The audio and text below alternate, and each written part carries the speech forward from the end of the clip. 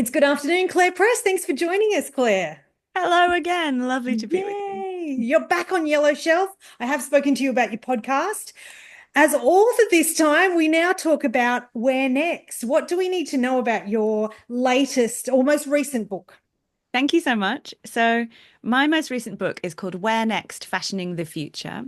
It's Thames and Hudson, which people think of as illustrated books, but this is narrative nonfiction. Here it is.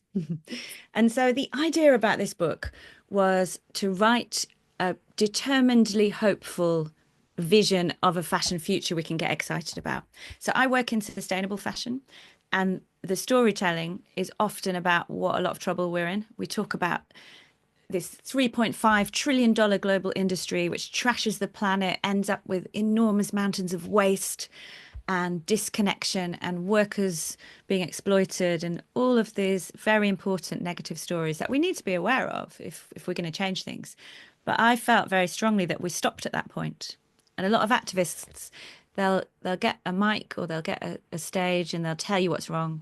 And that is important. But then what? Yeah, what do we To do me, now? Yeah, that's only half the picture. So yes. this book imagines 16 scenarios most likely to shape our fashion future, and they're things like it getting faster. So there's a chapter called Ultra Fast, but they could also be happening at the same time, but in opposition to each other because the future's never one way. So Sure. at the same time, there's a chapter called Slow because there are also many people wanting to slow down their Mm. consumption.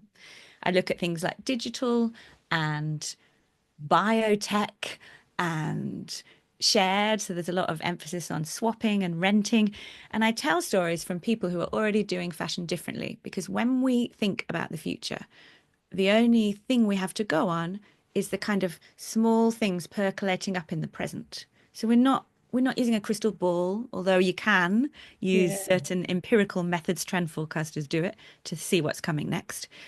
But really, when we think about the future, what we're trying to do is see where are new ways of doing things building.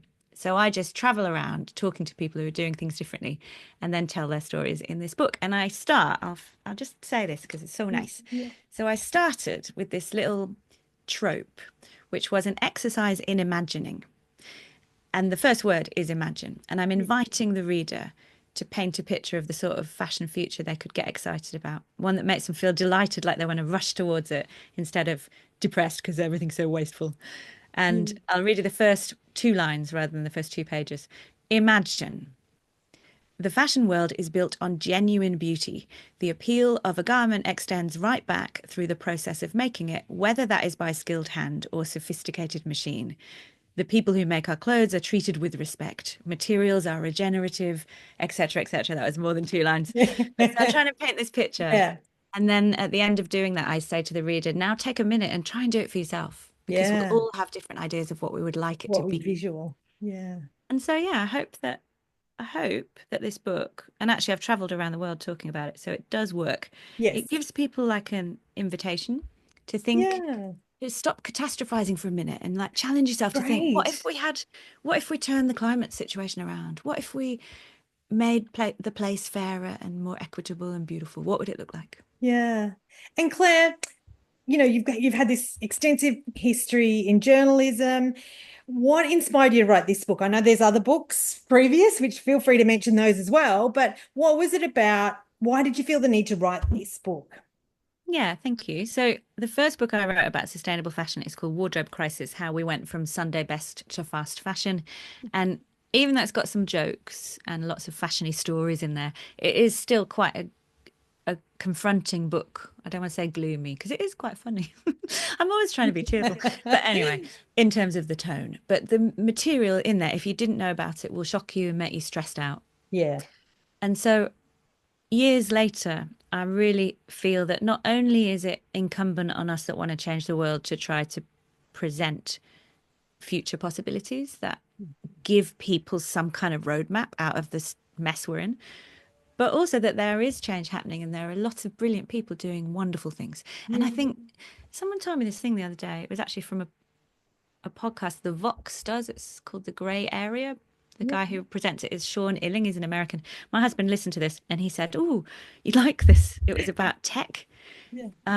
and attention, how attention's being taken away. But the main takeaway I got from this podcast was this guy who was being interviewed said, it's actually very chilling. Your whole life is what you give attention to. If you Okay. think about your week, if True. you spend your whole week thinking about Donald Trump, that's your life. Yeah. So Yeah. actually, there's something powerful there, isn't there? If we Very. decide intentionally to give our attention to good stuff, that becomes your life as well. Yes. Oh, that's so powerful. Not Yeah. my idea, but a good one. Well, it just came out of your mouth here on Yellow Shelf. So we're going to let you own that one. Claire, tell us, what if we're interested in diving into Where Next or any of your other books? How do we connect with you? And yeah, share. I'll put it in the show notes. Thank you so much. I would be so delighted if you would read Where Next, Fashioning the Future. It's a Thames and Hudson book. There is a UK edition. If you're in Australia, you can rent it from your borrow it, request it from your local library. I would encourage you to do that. To uni Fabulous. students, there's loads of copies in the uni libraries. You can buy an ebook. Yes. Try not to buy it off Amazon because I think we should Yeah, support local booksellers. agree. But I would be very happy if you would give it. Agree. I absolutely agree. Any local bookstores that happen to have it, let us know. Claire, thank you for joining us. Keep writing, keep podcasting as well, because I'm a huge fan of your podcast. But congratulations on Where Next. Somehow I think there's going to be more books. And when there are, can you come back and talk to us? Yes, thank you for having me. Cheers.